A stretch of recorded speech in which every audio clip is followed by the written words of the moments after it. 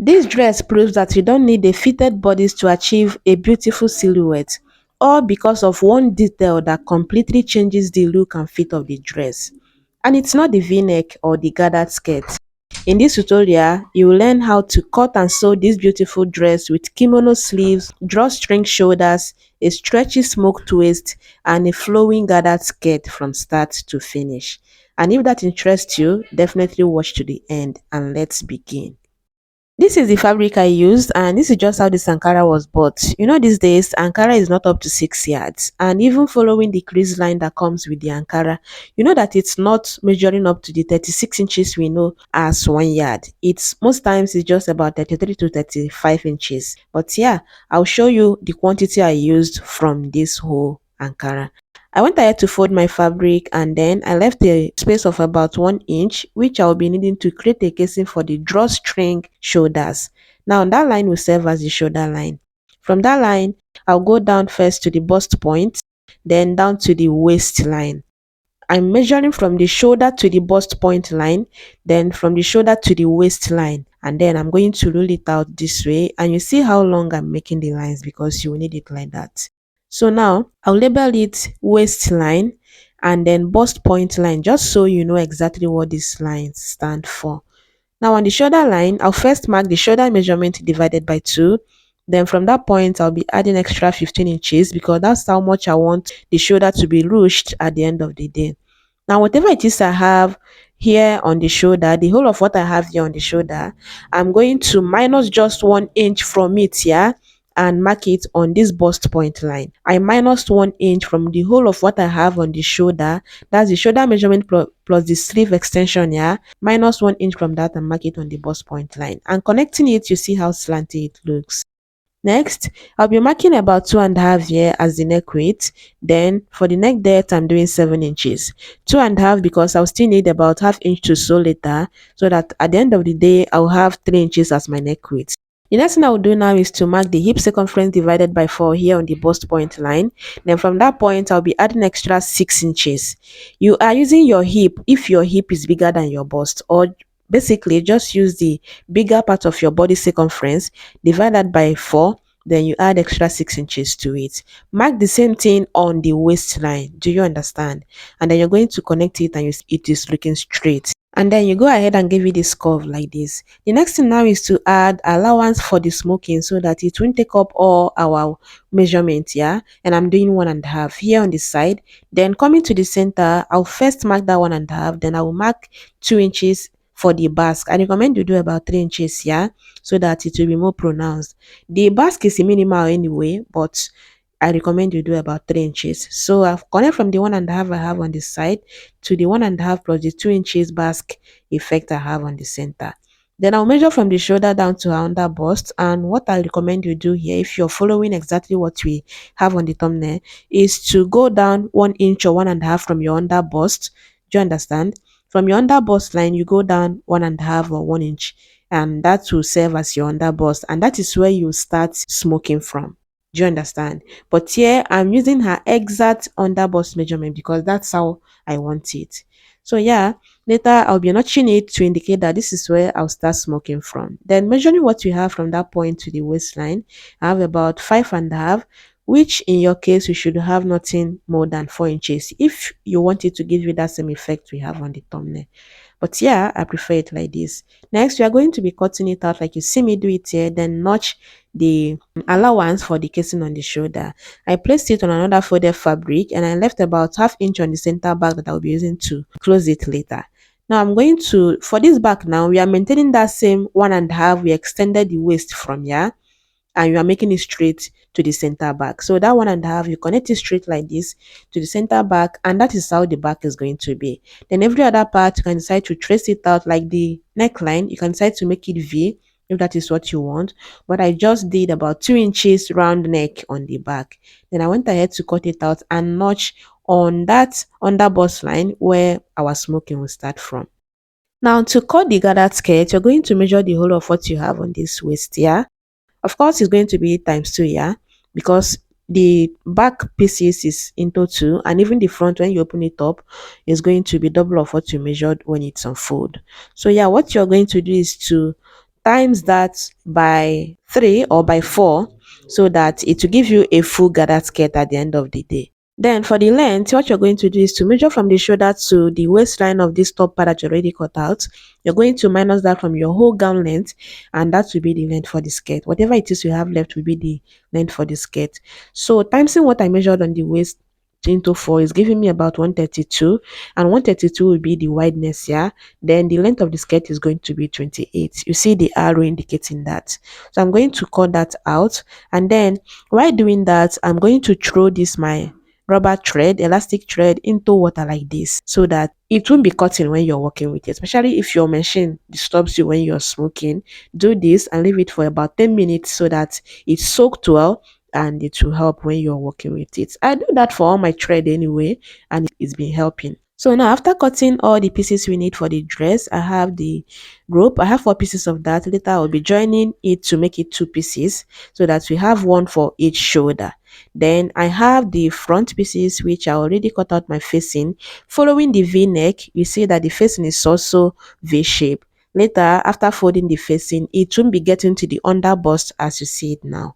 Now for the back, I cut out facing in a box shape like this, and then the center back is closed. What I'll do now is to just fold it on this part where our smoking will start. Then I will notch it on the center back so that it will be easy for me to connect it later. And that's it for the back. Don't forget that your center back needs to be open for you to work with it easier. Then for this, I ended up cutting times 4 of what you measured on the waistline. And that also means that I used the whole of Ankara fabric. After cutting the skirt, the 15 inches we have left from the whole Ankara rent, yeah, that's what I use to cut the facing, the rope, and every other thing I need for the dress, yeah. That way, I have small pieces left. So yeah, you will need about 5 yards for this, for it to give you the same fullness I have. Now, we are going to be sewing, and we start with the back, turn the neckline with the facing, top stitch, and then you fold the rough part of the facing this way so that it's neat at the end of the day. Then for the front, we are going to open it up like this, then place the facing right side to the right side, matching it up on all these 3 parts. That is the 2 shoulders and the V point, and also pin them down on those 3 points just so it's easier for us to work with it. Then I'm going to sew with 1/2 inch top stitch, and after that I'm going to fold this part following the V shape of the facing so that it comes out neat at the end of the day. And right after I was done doing that, this is what we have. This is what the neckline comes out to be. Don't forget to notch at least to indicate that this is the center back and this is the shoulder, because this back might confuse you if you don't do it like that. But yeah, I have it ready like this. And this is what we have for the front. I have sewn, and I recommend that you like tack it on that V point of the facing so that it won't keep coming up out of your neckline.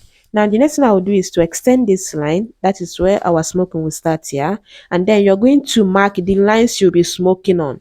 It is very important, especially if it's your first time or if you're still trying this as something new, yeah. Go ahead and mark the lines at least 0.375 away from each other. That's like the spaces you give for each line. I don't know if you get. Then you're going to reel your elastic thread on your reeler like this. Do not stretch it, just take it as it goes.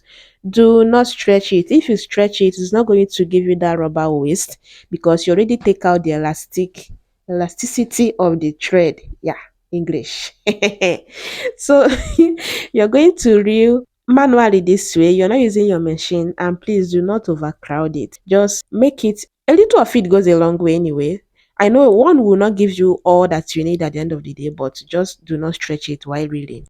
The elastic thread will be under, that is on the wrong side of the fabric, and your normal thread will be on the right side. That is the one we will be seeing. Yeah, so you're going to sew. So I'll basically go ahead and sew from here to the other end, and once I'm done with that, I'm going to lift my sewing machine, place it on the other line, and sew. Do not cut it while you're doing this. It will help make it faster and also secure the thread at the end of the day so that it won't keep losing. So yeah, this is halfway into the front part, and you see the effect you already have. Like I said, do not cut out the thread you have from the start, and even as you're going, Once you sew to the other end, lift your presser foot, place it on the other line that you marked, yeah, and sew it to the other end. You also lift it, place it on the other line. This way, it makes your work faster and also neater because the thread won't be losing while you're doing that. Then after I was done with front and back, I have it like this. And then another thing I did was to use my normal sewing thread and tighten the stitch and secure it on both ends. That is on the two sides of the back.